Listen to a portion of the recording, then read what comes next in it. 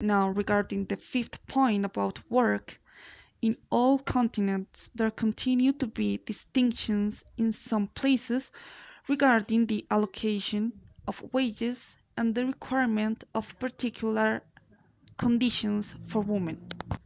But on the other hand, there has also been an increase in women in managerial positions. Now, talking about the sixth point about education, in some places the education that homogenizes from the uniform continues. Women with skirt and long hair and men with pants and short hair. While in others, this has transcended so that groups are no longer homogenized from things like the use of uniforms. Indirectly or directly, this type of practices in some schools and institutions reinforce all kinds of stereotypes about men and about women that must be eliminated. Some regions do not have access to education, so they perpetuate collectively naturalized notions almost by instinct. And regarding the seventh point, or the seven acts about marriage, in some places the woman in marriage is seen from motherhood and household functions, and the man as the one who supplies and cares. There are also places where the woman is the property of the husband, and she still does not have economic autonomy. But on the other hand, marriage has transcended to the extent that both women and men work independently and professionally without restricting the freedom of the other. All these seven transversal axes and their dualities also have their manifestation in literature, art, and music. I invite you to identify those elements that reinforce male chauvinist notions or that confront them when you read a book, that when you see a work of art, to analyze how social dynamics print meanings, and when you hear a song, you notice what those lyrics are inspired by, because all of these expressions have particular messages that cannot be ignored.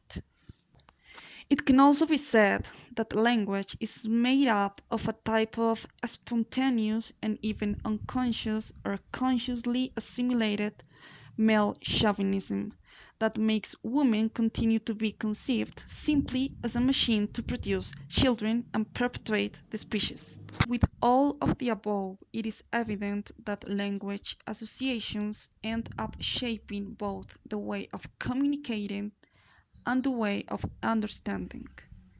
In this sense, a language association that has been contaminated by stereotypes and therefore distortedly generalized ends up doing much more damage than the same prejudice or the same violent behavior.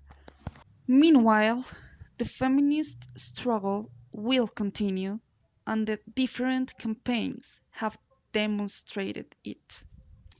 Campaigns like Me Too, He for She, Time's Up, the Thesis Anthem, movements like A Day Without Us, the most recent of Be a Lady, They Said, We Can Do It in 1943 by the Westinghouse Electric, the Unbiased Button movement, the Blood Normal campaign, Million Women Rise, My Game, My Name, Moving Makes Us Strong, the Equal Future movement, the Evolution of Beauty campaign, Dream Crazier, what it is in 1981 in relation to girls' toys, I Put My Rules, Femvertising as a way to empower women through advertising. It is not time to shut up, not one less campaign, among others, are just a sample of what, as a society, can be achieved peacefully without resorting to unhealthy egos. Because when ego rules, polarization increases. In feminism, everybody is invited to participate in the conversation. A conversation in which stereotypes are transcended and prejudices eliminated, in which appearance is not controlled and the true essence is highlighted, in which diversity is received from individuality as part of a community, and in which all are recognized as valuable human beings. A conversation in which everybody raises their voice and in which censorship is eliminated. A conversation where dialogue rules and violence is annihilated. A conversation of inclusion and not of discrimination. A conversation of respect, tolerance, and recognition of the other as your mirror.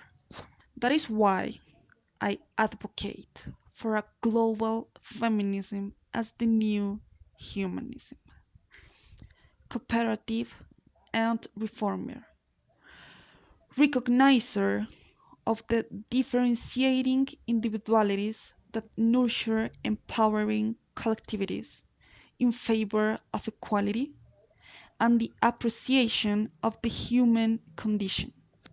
Everybody is feminist. You just have to recognize it. Or what is it that makes you more or less equal than the other? I ask you. Feminism as the new humanism permeates everything, every single day, and every single thing around you is about feminism. Nobody's more and nobody's less. Feminism says to you. Now I am asking you, what's your mirror?